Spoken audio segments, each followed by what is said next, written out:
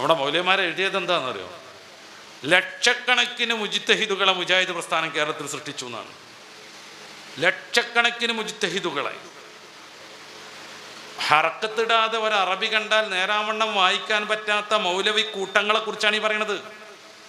നമുക്ക് വലിയ വിഷമമുണ്ട്. കാര്യം എന്താ? ഇമാം ഷാഫി റളിയല്ലാഹു അൻഹുവിനെ പോലെയുള്ള മഹാജ്ഞാനികളോട് തുലനപ്പെടുത്തുന്നത് അറബി ഹർക്കത്തില്ലാതെ എഴുതിയാൽ വായിക്കാൻ പോലും പറ്റാത്തവരെയാണ്. എന്നിട്ട് ഓരോ മൗലവിയും മുജ്തഹിദായി. അങ്ങനെയാണ് ഗുളിക മൗലവി ഉണ്ടാകുന്നത്. അങ്ങനെയാണ് വാക്സിൻ ചെയ്താൽ ഷിർക്കാണെന്ന് പറയുന്ന മൗലവി ഉണ്ടാവുന്നത്. അങ്ങനെയാണ് ജിന്നിനോട് തേടിയാൽ കുഴപ്പമില്ല എന്നറിയണ മൗലവിയും ജിന്നിനോട് തേടിയാൽ കുഴപ്പമുണ്ട് എന്നറിയണ മൗലവി ഉണ്ടാവുന്നത്. അങ്ങനെയാണ് മൊബൈൽ ഫോൺ ഉപയോഗിക്കാൻ പാടില്ല എന്ന് പറയണം മൊബൈൽ മൗലവി ഉണ്ടാകുന്നത്. കാർ ഉപയോഗിക്കാൻ പാടില്ല എന്ന് പറയണ കാറ് മൗലവി ഉണ്ടായത്. പിന്നെ എന്ത് വേണം? ഹബീബായ റസൂൽ ചെയ്തതുപോലെ ജീവിക്കണം. അങ്ങനെ മലപ്പുറം ജില്ലയിൽ ഒരു മലയുടെ മുകളിൽ കുറേ ഏക്കർ സ്ഥലം മേടിച്ച് അതിന് ചുറ്റുമതിൽ നിർമ്മിച്ച് ആടുകളുമായിട്ട് ജീവിക്കാൻ പോയി കുറേ മനുഷ്യന്മാർ. മുജാഹിദ് പ്രസ്ഥാനം ഈ സമൂഹത്തിന് ഏത് പുരോഗതിക്കാൻ ഉണ്ടായത്? മൊബൈൽ പാടില്ല, പേന പാടില്ല. വല്ലതും എഴുതണമെന്നുണ്ടെങ്കിൽ മഷി കലക്കിയിട്ട് കോഴിത്തൂവൽ കൊണ്ട് മുക്കി ഇങ്ങനെ എഴുതണം. കാരണം റസൂലുള്ളാഹി ബോൾ പെൻ ഉപയോഗിച്ചിട്ടില്ല.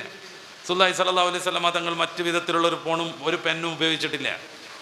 റസൂലുള്ളാഹി സ്വല്ലല്ലാഹു അലൈഹി വസല്ലമ തങ്ങൾ സമൂസ കച്ചവടം നടത്തിയിട്ടില്ല. ഹബീബായ റസൂൽ സ്വല്ലല്ലാഹു അലൈഹി വസല്ലമ തങ്ങൾ മദ്രസ സ്ഥാപിച്ച് ഇങ്ങനെ മദ്രസ ഒന്നും നടത്തിയിട്ടില്ല. അതുകൊണ്ട് അതൊന്നും പറ്റൂല. പിന്നെ കാട്ടിൽ പോകണം, എന്നിട്ട് ആടിനെ മേയ്ക്കണം, ആടിൻ്റെ പാല് കുടിക്കണം, അങ്ങനെ ജീവിക്കണം. അങ്ങനെയാണ് ആട് മുജാഹിദ് രൂപപ്പെട്ടത്. ആരെ കുറ്റപ്പെടുത്താനാ മൗലവിമാർക്ക് പറ്റുക? എല്ലാവരെയും അയച്ചുവിട്ടു. നിങ്ങളൊക്കെ മുഖ്തലക്കൻ മുജ്തഹിദുകളാണ്, പോയി ഗവേഷണം നടത്തൂടി എന്നും പറഞ്ഞിട്ട് അയച്ചുവിട്ടു. അതിലൊരു അഭിമാനം കൊണ്ടു. ലക്ഷക്കണക്കിന് മുജ്തഹിദുകളെ മുസ്തഖില്ലുകളെ സൃഷ്ടിച്ചു എന്നവർ അഭിമാനം കൊണ്ടു. ഇമാം ഷാഫി റളിയല്ലാഹു അൻഹു അറബിയാണ്.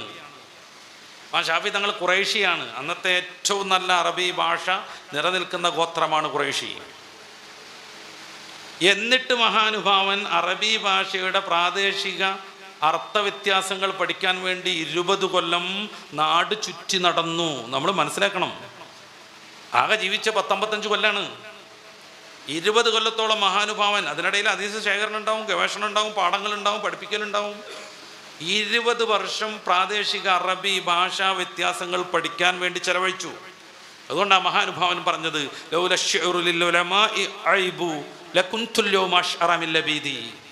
റസൂൽ സല്ലല്ലാഹു അലൈഹി വസല്ലം തങ്ങളുടെ കാലത്തുള്ള മഹാകവിയാണ് ലബീദ് റളിയല്ലാഹു അൻഹു. അവിടുത്തെ പറ്റി റസൂൽ പറയുന്നുണ്ട്. ഇമാം ബുഖാരി തങ്ങൾ നിവേദനം ചെയ്യുന്ന ഹദീസിൽ ആയിഷ ബി ഉദ്ധരിക്കുന്നുണ്ട്. കവികൾ പറഞ്ഞതിൽ ഏറ്റവും ശ്രേഷ്ഠമായ വാക്യം ലബീദിൻ്റെ അലാ കുല്ലു ഷൈഇൻ മാ ഖലല്ലാഹ ബാതിലു വ കുല്ലു നഈമില്ലാ മാ ഖാല തശാഇലു. എല്ലാ അനുഗ്രഹങ്ങളും നീങ്ങിപ്പോകും, അല്ലാഹു മാത്രം ശേഷിക്കും, എല്ലാം നശിക്കും. കുല്ലു മൻ അലൈഹാ ഫാൻ, എല്ലാം നശിക്കും. വയബ്ഖാ വജ്ഹു റബ്ബിക്, പടച്ച റബ്ബ് മാത്രം ശേഷിക്കും, പടച്ച റബ്ബ് മാത്രം ശേഷിക്കും. ലബീദിൻ്റെ ഈ കവിതയാണ് കവികൾ പറഞ്ഞതിൽ ഏറ്റവും ശ്രേഷ്ഠമെന്ന് റസൂലുള്ളാഹി തങ്ങൾ പറയുന്നുണ്ട്. ഈ ലബീദ് റളിയല്ലാഹു അൻഹു ഖുർആൻ ഉണ്ടാക്കാൻ വേണ്ടിയിട്ട് 1 കൊല്ലം സമയം ചോദിച്ചയാളാണ്. ഖുർആൻ ഉണ്ടാക്കാനല്ല, ഖുർആനിൽ ഏറ്റവും ചെറിയ സൂറത്തുൽ കൗസറിന് പകരം ഒന്നുണ്ടാക്കാൻ വേണ്ടി 6 മാസം കഴിഞ്ഞപ്പോൾ കഅബയിലെത്തിയപ്പോഴാണ് ഖുർആനിലെ ചില ആയത്തുകൾ കാണുന്നതും മഹാനുഭാവൻ ഇസ്ലാമിലേക്ക് വരുന്നതും. ഇദ്ദേഹത്തെക്കുറിച്ചാണ് ഇമാം ഷാഫി തങ്ങൾ പറയുന്നത്. കവിത ഉലമാക്കൾക്ക് അത്ര ഒരു നല്ല പണിയല്ല, അല്ലായിരുന്നുവെങ്കിൽ ലബീദിനേക്കാൾ നല്ല കവി ഞാനാകുമായിരുന്നു. അഭിമാനം കൊണ്ട് പറയാണ്. അത്രക്ക് ഭാഷ പഠിച്ചു. ഭാഷാ പ്രയോഗത്തിലെ ഒരു തെളിവായിരുന്നു ഇമാം ഷാഫി തങ്ങൾ. ഇമാം ഷാഫി തങ്ങളുടെ വാക്കിൽ എന്തെങ്കിലും ഒന്നുണ്ടെങ്കിൽ അത് ഭാഷയ്ക്ക് ഉദാഹരണമായിട്ട് ഉപയോഗിക്കാമെന്ന് സമകാലികരും പിൽക്കാലക്കാരും അംഗീകരിച്ചതാണ്. 20 കൊല്ലം പ്രാദേശിക ഭാഷ പഠിച്ചു നടന്നു. എന്തിനാ അത്? മുത്തറസൂൽ സല്ലല്ലാഹു അലൈഹി വസല്ലമ തങ്ങൾ അവിടത്തോട് എന്തെങ്കിലും മസ്അല ചോദിച്ചാരെങ്കിലും വന്നാൽ അവരുടെ ഭാഷയിലാണ് വിശദീകരിക്കുക. എല്ലാവരും അറബികളല്ലേ ആണ്, പക്ഷെ എല്ലാ അറബിയും ഒന്നല്ല എന്നുള്ളതാണ് വിഷയം. ഇപ്പോൾ സൗദിയിൽ കുറേ കാലം നിന്നയാൾ ആ അറബിയുമായിട്ട് UAE പോയാൽ മൂപ്പര് 2-3 ആഴ്ച വല്ലാതെ പരിഭ്രമിക്കും. കാരണം അവിടുത്തെ അറബി അല്ല ഇവിടുത്തെ അറബി.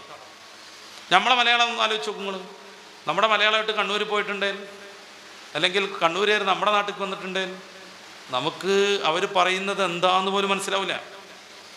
ഞാനിവിടെ കണ്ണൂർക്ക് ഒരു പ്രഭാഷണത്തിന് പോയി. എന്നെ കൊണ്ടുവരാൻ വേണ്ടി ഒരു ചെറുപ്പക്കാരൻ കാർ ഇട്ടു റെയിൽവേ സ്റ്റേഷനിൽ നിന്ന് എന്നെ പിക്ക് ചെയ്യാൻ വേണ്ടി. അപ്പോൾ കുട്ടിയുടെ ഇവിടെ ഒരു പല്ലില്ല. ഞാൻ ചോദിച്ചു എന്ത് പറ്റി എൻ്റെ പല്ലിന്? മൂപ്പരിനോട് പറഞ്ഞു കട്ടപ്പ പൊരിച്ച് പറഞ്ഞു മൂപ്പര്. ഞാൻ പറഞ്ഞു കെട്ട ഞങ്ങളവിടെയൊക്കെ വലിച്ചെറിയാലോ, നിങ്ങളവിടെ പൊരിക്കാൻ ഉപയോഗിക്കുക വെച്ചു. എനിക്കറിയാം സംഭവം എന്താണെന്ന്. പല്ല് നശിച്ചു, കെട്ടു, അപ്പോൾ പോരിച്ചു. പറിച്ചു എന്നർത്ഥം. ഇതിലേറെ മാരകമായി മസ്അല തെറ്റുന്ന എത്ര പ്രാദേശിക ഭാഷാ പ്രയോഗങ്ങളുണ്ട്. അല്ലാണ്ട് റസൂലിൻ്റെ അടുത്ത് വന്നിട്ട് ഈ അല്ലിന് പകരം അമ്മ പറയുന്നൊരു ടീം സംശയം ചോദിച്ചത് നമ്മുടെ ഖത്തർ നദിയിലൊക്കെ ഉദാഹരണമായിട്ട് കൊടുത്ത് കാണാലോ. റസൂലിൻ്റെ അടുത്ത് വന്ന് അൽ അല്ലേ, TH എന്ന് പറയുന്ന പദത്തിൻ്റെ ഏകദേശ ഉപയോഗമാണ് അറബിയിലുള്ള അൽ. അൽ തള്ളു എന്നൊക്കെ ഉണ്ടല്ലോ അപ്പോൾ നമ്മുടെ സോഷ്യൽ മീഡിയയിൽ അല്ലേ, അൽ കൊട്ട്, ആ അൽ. ഇതിന് പകരം ഉപയോഗിക്കുന്ന ഒരു ടീമുണ്ട്. അങ്ങനെ വരുമ്പോൾ അൽഹംദു എന്നുള്ളതിന് അവർ പറയാം അംഹംദു എന്നാണ്. അംഹംദു കാരണം ലാമിന് പകരം അവരെന്താ ഉപയോഗിക്കുക? മീമാണ് ഉപയോഗിക്കുക. അറബി ഭാഷയിൽ ഉള്ളതുമാണ് അവരുടെ ഭാഷ, മോശമൊന്നും അല്ലാനും. ഇപ്പം മലപ്പുറത്തേരൊക്കെ പലപ്പോഴും യാക്ക് പകരം ജാന്ന് ഉപയോഗിക്കൂലേ, ഗജ്ജ് നെജ്ജ് എന്നൊക്കെ പറയില്ലേ. അത് ഭാഷാപരമായി തെറ്റൊന്നുമല്ല, കാര്യം അതുകൂടെ ഉൾക്കൊള്ളുന്നതാണ് നമ്മുടെ ഭാഷ.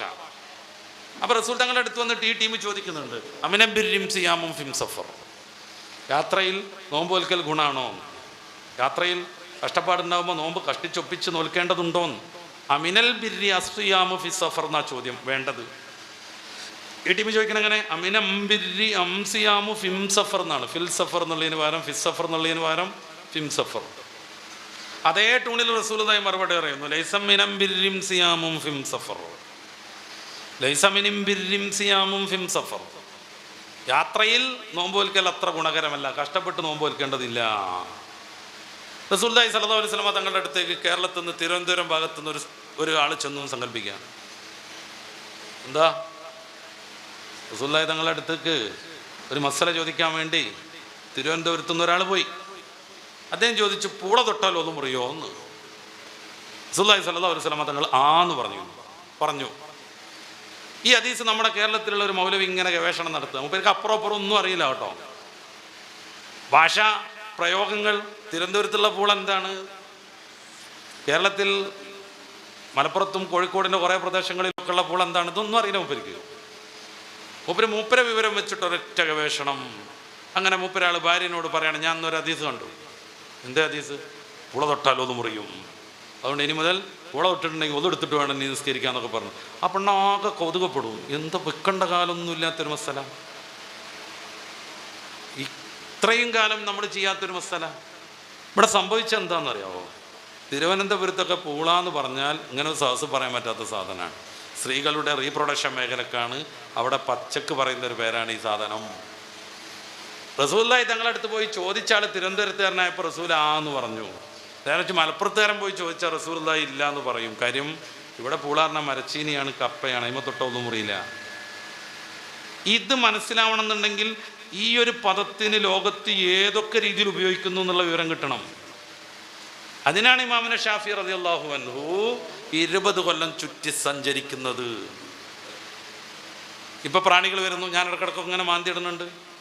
കൊല്ലത്തിലുള്ള ഒരു ഉസ്താദാണ് ഇവിടെ ക്ലാസ് എടുക്കണമെങ്കിൽ മൂപ്പര് പക്കിയെ കൊണ്ട് തോറ്റു എന്ന് പറയും. പക്കി എന്ന് പറഞ്ഞാൽ പ്രാണി. ഇത് നമ്മൾ കണ്ണൂർ പോയി പറഞ്ഞാൽ അവരെല്ലാവരും ചിരിച്ച് സാസെന്ന് ഇറങ്ങിപ്പോകും. അവിടെ ഇപ്പോൾ ഇറങ്ങുന്ന സാധനത്തിൻ്റെ പേര്, ആ സാധനം പറഞ്ഞാൽ ഈ പുരുഷന്മാരുടെ ആ മൂത്രയിക്കണ സംഭവത്തിൻ്റെ പേരാണ്. അപ്പോൾ സാസിൽ മൂലിയരിങ്ങനെ അതുകൊണ്ട് തോറ്റു എന്ന് പറഞ്ഞാൽ സ്വാഭാവികമായിട്ട് അവരെന്ത് ചെയ്യും? ചിരിക്കും. അവർ സാസ് അലങ്കോലപ്പെടും. ചിലവരൊക്കെ ഇറങ്ങിപ്പോകും, മൂലിയർ തോന്നിയ ദിവസം പറയണമെന്നും പറഞ്ഞ്. റസൂലുള്ളാഹി സ്വല്ലല്ലാഹു അലൈഹി വസല്ലം തങ്ങൾ ആരോടാണ് ഒരു പദം പ്രയോഗിക്കുന്നത് എന്ന് പോലും സൂക്ഷ്മമായി അറിയണം. അവരുടെ ഭാഷയിൽ ആ പദത്തിൻ്റെ അർത്ഥം എന്താണെന്നറിയണം. ഇതുകൊണ്ട് 20 കൊല്ലം ഇമാമുന ഷാഫി തങ്ങൾ പ്രാദേശിക ഭാഷാഭേദങ്ങൾ പഠിക്കാൻ വേണ്ടി ചുറ്റി സഞ്ചരിക്കുന്നത്. എന്നിട്ടാണ് ഇമാമുന ഷാഫി നമുക്കിടെ മുമ്പിൽ ഈ ഫിഖ്ഹ് രൂപീകരിച്ച് തരുന്നത്. എൻ്റെ പ്രിയപ്പെട്ട സഹോദരന്മാരെ ആലോചിച്ച് നോക്കി, ഇത് പിന്തുടരലാണോ അതോ ഹരക്കത്തിടാതെ കിതാബ് കൊടുത്താൽ വായിക്കാൻ പറ്റാത്ത മൗലവി അപ്പം കിട്ടിയ മുറി ഹദീസിൻ്റെ പൊട്ടുകൊണ്ട് ഗവേഷണം നടത്തി പറഞ്ഞു തരുന്നതാണോ നമുക്ക് സ്വീകരിക്കാൻ യോഗ്യം? ഇത് മാത്രമൊന്നും നമ്മുടെ മനസ്സിൽ കയറിയാൽ ഒട്ടുമിക്ക പ്രശ്നങ്ങളും പരിഹരിക്കപ്പെടും. നമ്മൾ സ്വീകരിക്കണം ഇമാമുന ഷാഫി തങ്ങൾ. ആരാ ഇമാം ഷാഫി തങ്ങൾ? 7 വയസ്സിൽ ഖുർആൻ കാണാതെ പഠിച്ചു. 7 വയസ്സിൽ. 11 വയസ്സാകുമ്പോഴേക്ക് ഇമാം മാലിക് തങ്ങളുടെ മുവത്താ മാലിക് എന്ന് പറയുന്ന തടിച്ച ഹദീസ് കിതാബ് ഫുൾ കാണാതെ പഠിച്ചു. 14-ാം വയസ്സിൽ ബഗ്ദാദിൻ്റെ ഖാളിയായി. ഏത് ഖാളി? ഖാളിയാവാൻ വിവരമില്ലെന്ന് തെളിയിക്കാൻ 2-3 യോഗം നടന്ന കേരളത്തിലാണ് നമ്മൾ ചർച്ച ചെയ്യണത്. ഏത് ഖാളി? അൽ ഖാലി അൽ മുജ്തഹിദ് എന്ന് പറയണ, ഞാൻ നേരത്തെ പറഞ്ഞതുപോലെ കുറേ ഹദീസുകൾ, ഖുർആന്, മുമ്പുള്ള ഉലമാക്കളുടെ ഫത്വകൾ, ഇതെല്ലാം കൂടെ കാൽക്കുലേറ്റ് ചെയ്ത് കമ്പയർ ചെയ്ത് മൊത്തം പരിശോധിച്ച് അതിൽ നിന്ന് മസ്അല പറഞ്ഞു കൊടുക്കുന്ന അൽ ഖാലി അൽ മുജ്തഹിദ്. ഇത് 14-ാമത്തെ വയസ്സിലാവണത് ബഗ്ദാദിൽ. ബഗ്ദാദ് അന്ന് പണ്ഡിതന്മാരെ കൊണ്ട് നിറഞ്ഞ് കവിഞ്ഞ് മുട്ടി നിൽക്കുന്ന ഒരു നാടാണ്. അവരുടെ ഇടയിൽ ഖാലിയായിട്ട് മാറുന്നു ഇമാമുന ഷാഫിഈ റളിയല്ലാഹു അൻഹു. ഷാഫി തങ്ങൾക്ക് ഹദീസ് അങ്ങനെ അറിയില്ല എന്നുള്ള രീതിയിൽ ചില പ്രചാരണങ്ങൾ അന്നത്തെ വിദ്യാർത്ഥികളൊക്കെ നടത്തി. അവരെല്ലാവരും ഒരു പരീക്ഷണം നടത്താൻ വേണ്ടി തീരുമാനിച്ചു. അങ്ങനെ കുറേ ആളുകൾ വട്ടത്തിലിരുന്നു. എന്നിട്ട് ഓരോരുത്തരും ഓരോ ഹദീസും അതിൻ്റെ സനദും മാറ്റി മാറ്റി പറഞ്ഞു. ഞാൻ മനസ്സിലാക്കി തരാം. സനദ് എന്ന് പറഞ്ഞാൽ എന്താ? ഹദീസിൻ്റെ റസൂലുള്ളാഹി സ്വല്ലല്ലാഹു അലൈഹി വസല്ലം തങ്ങൾ പറഞ്ഞ് നമ്മൾ കേട്ടിട്ടുണ്ടോ? നമ്മൾ കേട്ടിട്ടുണ്ടോ? ഇല്ല. പിന്നെ നമുക്ക് എങ്ങനെ മനസ്സിലായി? ഇമാം ബുഖാരി തങ്ങൾ പറഞ്ഞു തന്നു. എന്തുകൊണ്ട്? ഇമാം ബുഖാരി തങ്ങൾക്ക് ഓറസ്താദ് പറഞ്ഞു കൊടുത്തു. ഓർക്ക് ഓറസ്താദാകുന്ന മഹാനായ മുഹമ്മദ് ബിൻ മുൻകദിർ പറഞ്ഞു കൊടുത്തു. ഓർക്ക് ഓറസ്താദാകുന്ന ആയിഷ ബി റളിയല്ലാഹു അൻഹ പറഞ്ഞു കൊടുത്തു. ഓർക്ക് മുത്തറസൂൽ സല്ലല്ലാഹു അലൈഹി വസല്ലം തങ്ങൾ പറഞ്ഞു കൊടുത്തു. ഇതാണ് സനദ് എന്ന് പറഞ്ഞാൽ. നമ്മുടെ ഹദീസിൻ്റെ ഏറ്റവും വലിയൊരു പ്രത്യേകതയാണത്. വേറൊരാളുടെ വാക്കിനും ഭൂലോകത്തില്ലാത്തൊരു വിശേഷണമാണിത്. ഇതാണ് സനദ്. അപ്പോൾ ഒരു ഹദീസിന് ഇന്നാൾ വഴി റസൂലിലേക്ക് എത്തി എന്ന് പറയുന്ന ഒരു പരമ്പര ഉണ്ടാകും. ഈ ഹദീസിൻ്റെ പരമ്പര എടുക്കുക, മറ്റേ ഹദീസിന് വെച്ചുകൊടുക്കുക, മറ്റേ ഹദീസിൻ്റെ പരമ്പര എടുക്കുക, ഈ ഹദീസിന് വെച്ചുകൊടുക്കുക. അങ്ങനെ ആകെ അങ്ങോട്ടും ഇങ്ങോട്ടും കൂട്ടി പെനച്ചിട്ട് അവർ ഓരോരുത്തർ വട്ടത്തിരുന്ന് ഇമാം ഷാഫി തങ്ങളെ പരിശോധിക്കാൻ വേണ്ടിയിട്ട് ഓരോരുത്തരിങ്ങനെ വായിച്ചു കൊടുക്കുകയാണ്. ഒരാളിങ്ങനെ ഒരു ഹദീസ് വായിക്കും, എന്നിട്ട് അതിന് മൂപ്പർക്ക് തോന്നിയ മാതിരി വേറൊരു പരമ്പര പറയും, എന്നിട്ട് അടുത്തയാൾ ഏതോ ഒരു പരമ്പര പറയും, അതിൻ്റെ ഹദീസല്ലാത്ത വേറൊരു ഹദീസ് ഇതുമ്പോൾ ചേർത്ത് വായിക്കും. അങ്ങനെ എല്ലാവരും വായിക്കുകയാണ്. ഓരോരുത്തരിങ്ങനെ വായിക്കുമ്പോൾ ഇമാം ഷാഫി തങ്ങൾ ഇങ്ങനെ നിശബ്ദനായിട്ടിരിക്കുകയാണ്. അപ്പോൾ ഓരോരുത്തരിങ്ങനെ തോണ്ടൽ തുടങ്ങും. പെട്ടുട്ടോ അതൊക്കെ അംഗീകരിച്ചിട്ടുണ്ട്, പെട്ടുട്ടോ എന്നിങ്ങനെ പറഞ്ഞുകൊണ്ടിരിക്കും. അങ്ങനെ എല്ലാവരും ഇങ്ങനെ അങ്ങോട്ടും ഇങ്ങോട്ടും മാറ്റി ഹദീസ് പറഞ്ഞിട്ട് അവസാനെത്തി കഴിഞ്ഞപ്പോൾ ഇമാം ഷാഫി റളിയല്ലാഹു അൻഹു പറഞ്ഞു, ഇയാൾ പറഞ്ഞ ഹദീസിൻ്റെ സനദ് ഇയാൾ പറഞ്ഞതാകുന്നു. ഇയാൾ പറഞ്ഞ ഹദീസിൻ്റെ മത്തിന്, ആ ഹദീസിൻ്റെ ഇത് ഇന്നമൽ അഅ്മാലു ബിന്നിയാത്ത് പോലുള്ള ആ സംഗതി, അത് ഇയാൾ പറഞ്ഞ സനദിൻ്റെതാകുന്നു. അങ്ങനെ ഓരോ സനദും ഓരോ മത്തിനും അങ്ങോട്ടും ഇങ്ങോട്ടും കൂട്ടിച്ചേർത്ത് ഇമാം ഷാഫി റളിയല്ലാഹു അൻഹു അവിടെ ഇറങ്ങിപ്പോരുന്നു. ഇത്രമേൽ വിജ്ഞാനത്തിൻ്റെ വലിയ പർവ്വതത്തിൻ്റെ മുകളിൽ നിന്നാണ് ഇമാം ഷാഫി തങ്ങൾ ഗവേഷണം നടത്തുന്നത്. ഈ ഇമാം ഷാഫി തങ്ങൾ പറഞ്ഞത് സ്വീകരിക്കണോ? നേരത്തെ ഞാൻ പറഞ്ഞതുപോലെ ഹറക്കത്തിടാതെ അറബി കിതാബ് കൊടുത്താൽ വറക്കാതെ വായിക്കാൻ പറ്റാത്ത ഏതോ ഒരു മൗലവി മൂപ്പരാൾക്ക് കിട്ടിയ ചെറിയൊരു ഹദീസിൻ്റെ പൊട്ടുകൊണ്ട് അപ്പുറം ഒന്നും നോക്കാതെ പറയുന്ന മസ്അല സ്വീകരിക്കണോ?